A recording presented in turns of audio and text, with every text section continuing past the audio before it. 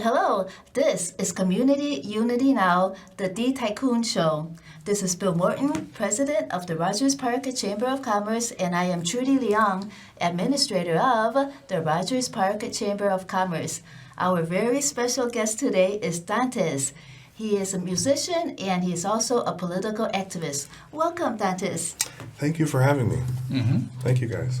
Could you talk a little bit about how you use your music politically? Well, I've been inadvertently working in the political sphere here now for,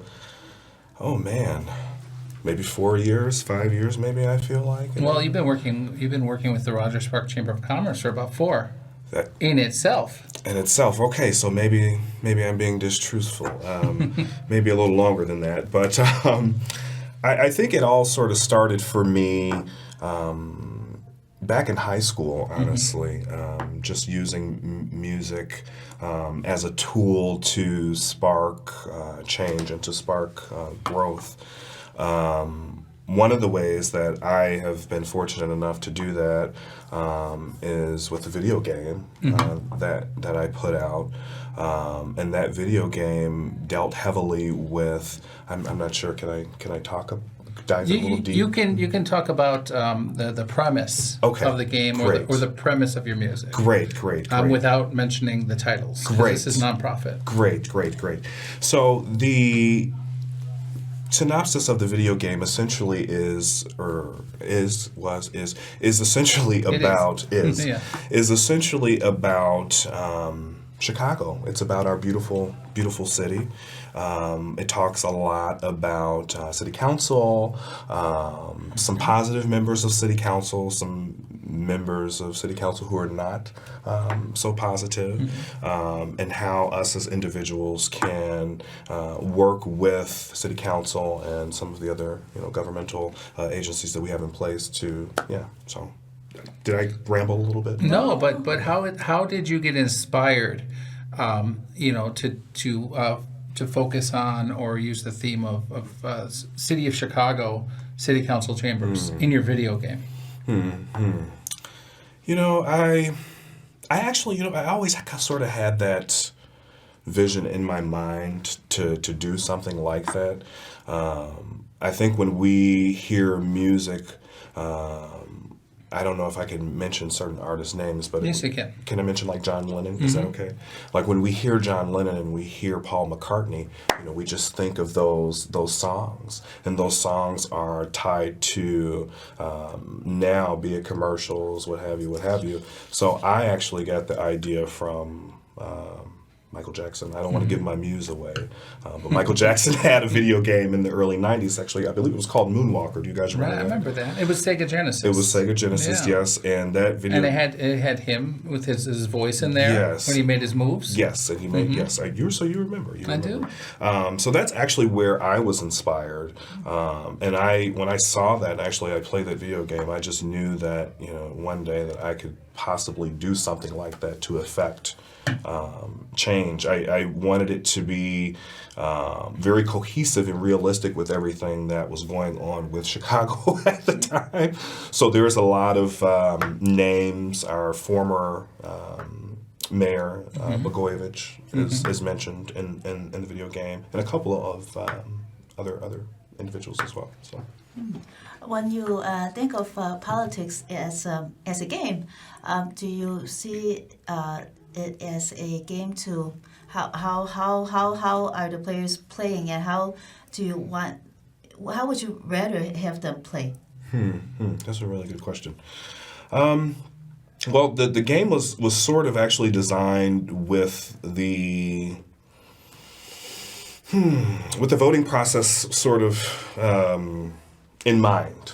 So you go through the game actually as someone who is torn between 4 potential candidates. I'm sorry, this game actually came out a little while ago, so it's a little hard for me to remember now. But torn between 4 potential candidates, and you, the user, have to figure out which candidate works for you, and then you also have to help the main character of the video game save the city from the craziness and everything else that's going on. So the craziness would be what? Would that be the issues that we have in our city? Absolutely. I really, really wanted to try and not bash my city. That's why I'm trying to, stray away from that. But it deals a lot with looting. We've talked a lot about surveillance. In our own community, so it talks about that as well. It also talks about a lot of the dirt and bargaining that goes on behind the scenes in order to actually make things function. It's a wonderful game. Well, that's amazing. So your music now, how does the theme of your music coincide with the game? Does it? Absolutely. How are they related exactly? It does. So I created a world where you are immersed, audio, visual, just completely immersed. The music is actually the soundtrack to the video game. So a lot of the writing, there's a juxtaposition between the video game and the album, because we're talking a lot about like the rose that grew from concrete, the struggle that comes from, every Chicagoan every Chicagoan has to go through. So that's really the symbiosis between the music and the video game. So what came first, the music, the game, your politics? What came first to make that? I think the politics always comes first, inadvertently. When I record music, and I think a lot of artists record music, I think we're inadvertently trying to subject the listener to our own point of view. Excuse me. Just to quote a lyric from the song, if I may, Lakeshore Drive, riding down 79th, it's Friday night. These are all things that are familiar to, everyone. And then there's a second verse that goes, Lakeshore Drive, exiting on 69th, they're shooting and they're killing all the kids in the night. So everything is always political for me. Some of us are just, I guess, blessed to be able to word it in a way that's not too jarring for people. And it's interesting when people approach you and just think that the music is just a typical song, but in actuality it's just been a protest song the whole time. And it kind of, I've heard your music before, obviously, and it's kind of pop. But it's tackling real issues like senseless gun violence in the city of Chicago. Yes, and that's one of my big issues. I think all of our Rogers Park family are aware of some of the incidents that I've had here in the city. If I may be as gracious to talk about some of that. Sure. Please. I was sitting in my car about 2.5 years ago, not far from the chamber, and my car window was actually shot out. In Glenwood, right? Oh, in Glenwood, yes.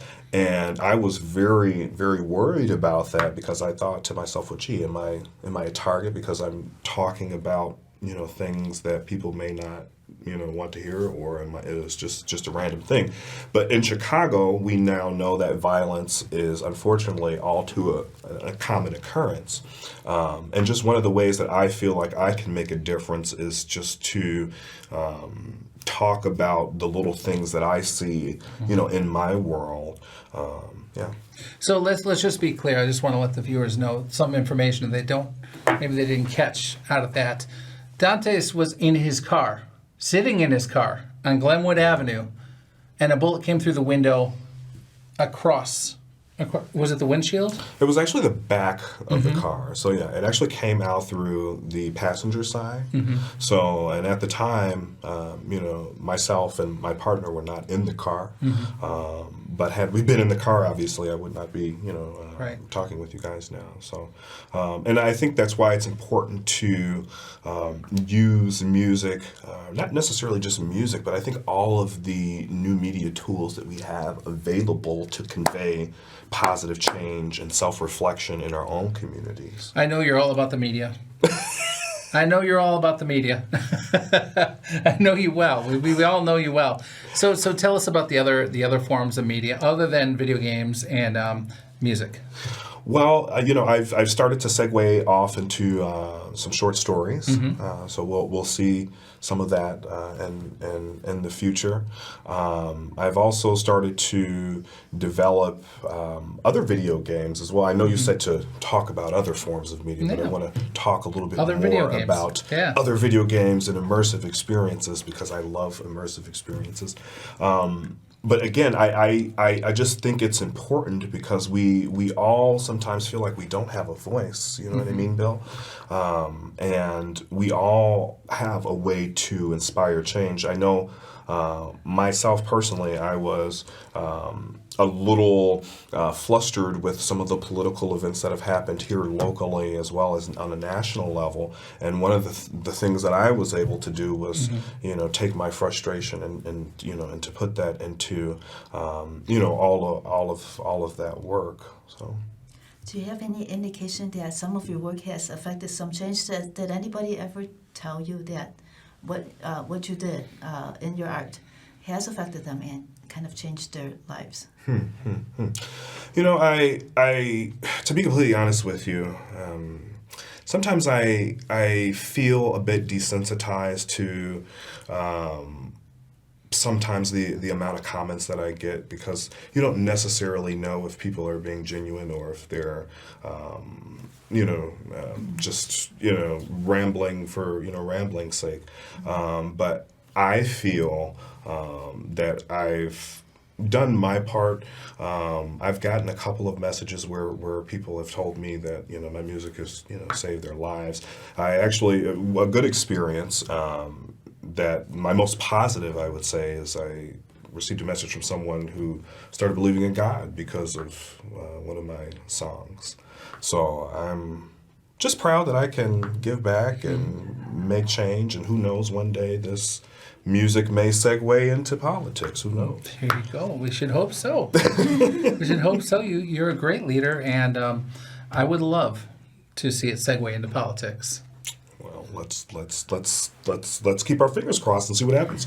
So can you tell us a little bit about what you do as a radio host? Yeah. So, okay. So my job, as a radio host it's twofold. It is partially entertainment, but it's also community based. A lot of our programming is actually funded by members of the community, some in Rogers Park, as some of our listeners may or may not know.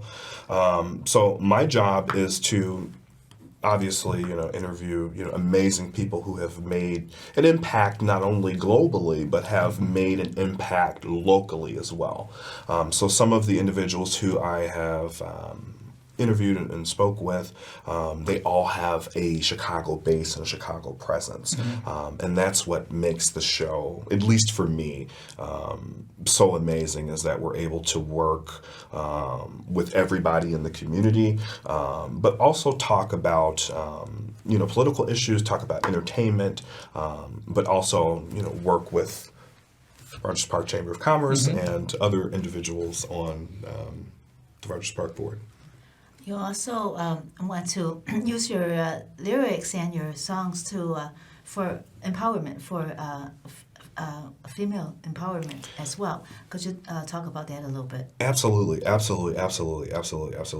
I think right now that we've been in a very, very dark period right now, not just as men, women, trans individuals. We're all in a very dark period right now, and there is a intended division amongst certain groups of people. And I think the most important thing that we can do as a society is to lift up our women. And one of the ways that we can do that, excuse me for sounding cliche, is through music.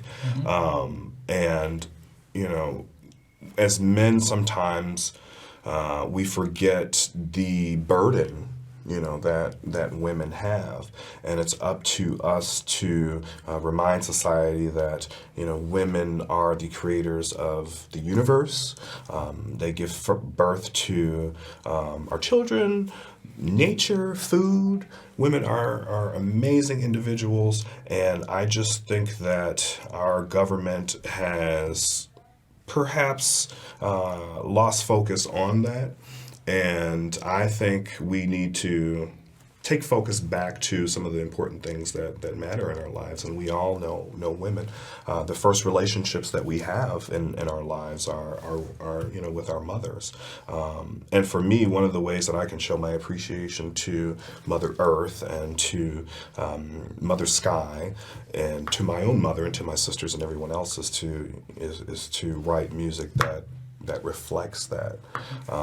Even all of our commercials and things like that, we tend to put women in a subservient position, which is complete ludicrous. Your mother did a lot of work to help people with HIV. How are you carrying on her torch? Oh, thank you for asking that. My mother did great work in the Chicagoland community for many years. She worked for South Shore Hospital, as you all know, as a peer coordinator.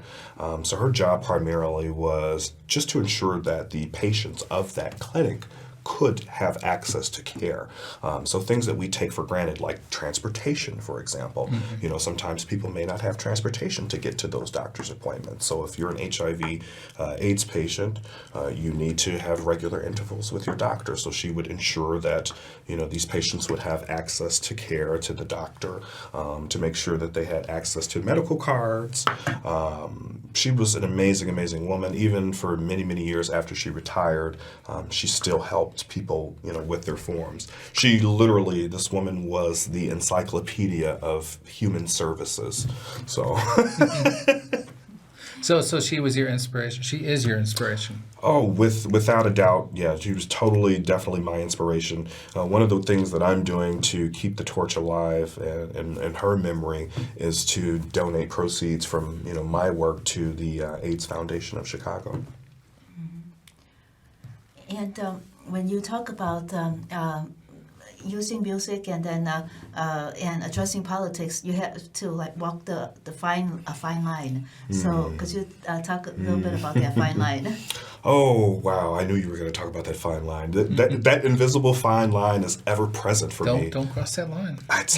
My heart just jumped. Get right up there, but don't cross it. But it's very hard because there's certain things that you want to say. I'm a little old school in that belief. By that I mean that entertainers are entertainers and politicians are politicians, and you shouldn't speak on certain things and vice versa because it could potentially rub some people the wrong way. For me, the easiest thing to remember is just to not say something that I wouldn't want someone to say to me, and that we all have an opinion and everyone's opinion is valid. And I think that that's a challenge for everyone, everyone. But once you learn that everyone's opinion is valid, just because they don't agree with you doesn't mean that they're not right. So. What about your fans? Are they, would you say on the whole, are they more intrigued with your music or with your politics? Definitely the music. A lot of them don't even know that it's politics. Well, we're forgetting there's also fashion. Well, there is fashion. There's fashion too. There's fashion as well. I don't know, but I think I think people are probably just more intrigued with the music. A lot of people are surprised when they actually listen to the music and they hear that there's another layer there. One of my records specifically talks about God very wholeheartedly, and it's disguised over slick dance pop, but you're not allowed to talk about those things on on traditional radio or so just finding a way to be subversive with your language in order to get maybe subversive is not the appropriate word, but just find another way to get your meaning across. And I find much of the music that I enjoy is very smart. Yes. Like that. Yes. There you go. Very smart. Yes. Yes. Just like the Beatles and and everybody else that we like. Yeah. There's a little message underneath. All the way through. Yep. When I know that you have a lot of overseas fans. Do any of your overseas fans understand that the politics that you're addressing, or is usually the fans that are like in Chicago that understand your politics more? I think I've done a really good job of conveying what it feels like to be a Chicagoan through probably a lot of my earlier work. In fact, there are a lot of interludes that one might say might even have been ripped directly from the news. I'm just being honest. But what better way could I bring the narrative that I'm trying to convey about the hope, the turmoil, and the positivity of Chicago all in one? And are there any other issues that you are discussing that you are putting in there in addition to gun violence and trying to empower women?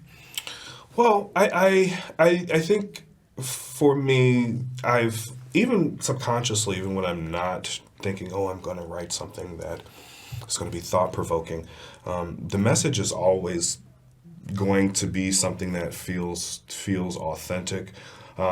Sometimes, occasionally, I am forced to make fluff. Can I say fluff? Sure. But it will always. We like to call it fun. Fun, yes, fun. Fluff has to be fun. Fluff is fun, though, right? It is. It's very fun.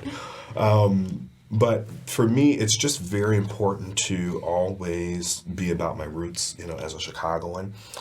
There's a lot of beauty in this city.